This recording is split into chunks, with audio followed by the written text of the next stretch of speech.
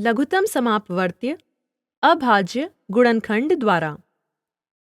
आओ देखें कि अभाज्य गुणनखंड विधि का प्रयोग द्वारा लघुत्तम समापवर्त्य ज्ञात कैसे करते हैं। आओ इन दो संख्याओं 6 और 15 पर विचार करें। पहला कदम 6 और 15 के अभाज्य गुणनखंड ज्ञात करना है। तो सबसे छोटी अभाज्य संख्या 2 से 6 को भाग करें। उत्तर है 3। 3 एक अभाज्य संख्या है। इसे आगे विभाजित नहीं किया जा सकता, इसलिए हम यहाँ पर रुक जाते हैं।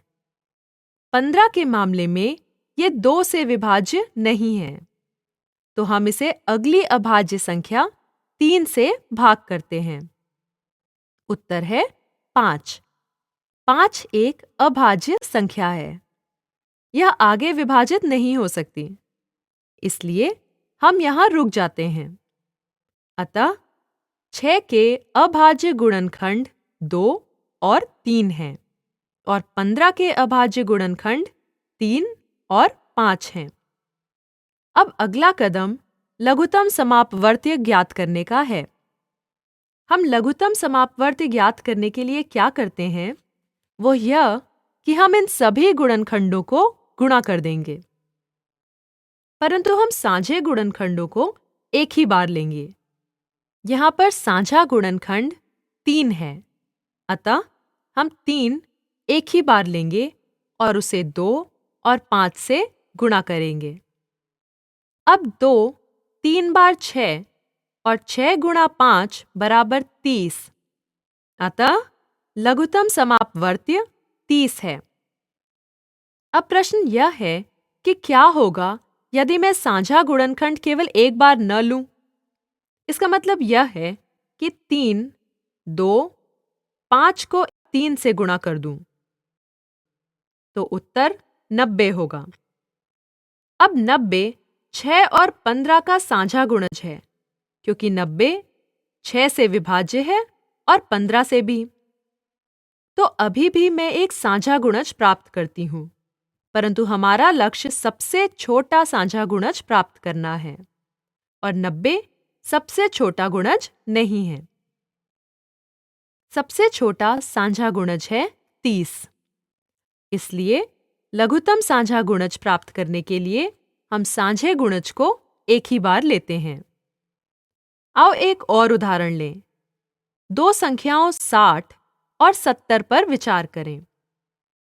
फिर से पहला कदम अभाज्य गुणनखंड ज्ञात करना है। 60 को ले लें, 2 से भाग करें, उत्तर आएगा 30। 2 से भाग करें, उत्तर आएगा 15। अब 15 2 से विभाज्य नहीं है, इसे 3 से भाग करें, उत्तर मिलेगा 5। 5 एक अभाज्य संख्या है, इसलिए हम यहाँ पर रुक जाते हैं। 70 के मामले में इसे 2 से भाग करें, उत्तर है 35। 35 2 से विभाज्य नहीं है।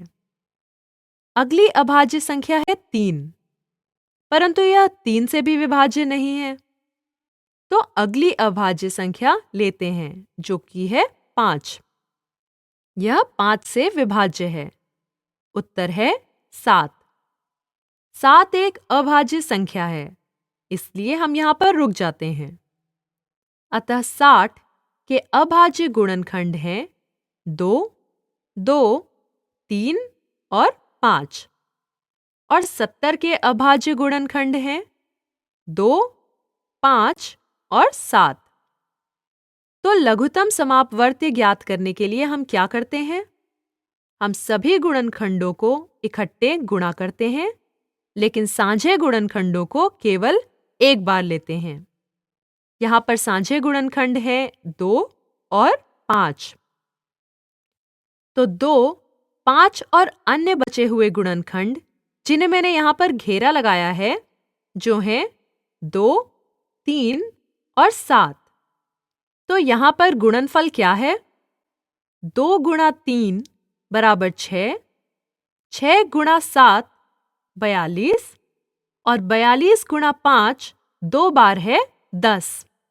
अतः 42 गुणा 10 है 420 और यहाँ पर लघुत्तम समापवर्तीय है 420।